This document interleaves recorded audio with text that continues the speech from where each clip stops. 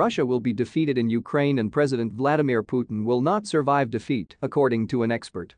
Ukraine has said it will not accept a ceasefire agreement that involves handing over territory to Russia as Moscow has stepped up its attack on the eastern Donbas region. Andriy Yermak, chief of staff to the president of Ukraine, said, "The war must end with the full restoration of Ukraine's sovereignty and territorial integrity." Author and political scientist Francis Fukuyama said the Russian military now faces total defeat. He told the American Purpose website the collapse of his position could be sudden and catastrophic rather than slowly occurring through a war of attrition.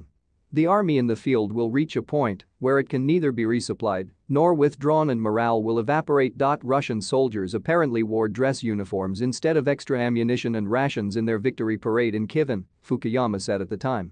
That Russia's defeat could harm Putin personally.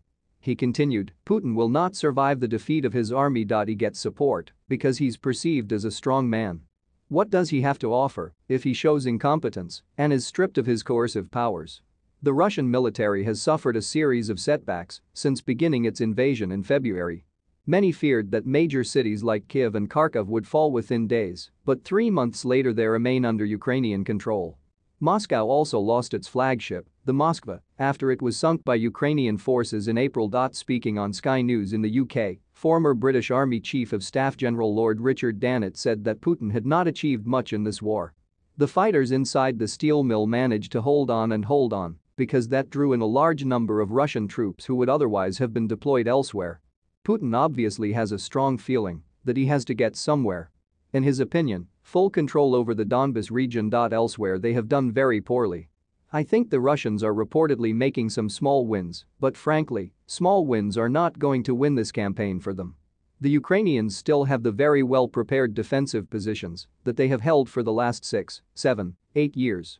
With Ukraine on the defensive, the Russians must use their fighting power against well-prepared Ukrainian positions. That goes a long way to explaining why the Russians are causing so many casualties.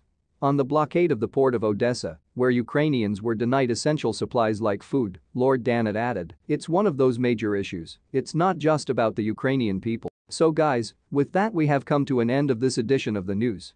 Make sure to subscribe if you haven't. Thanks so much for watching. Until next time. Bye.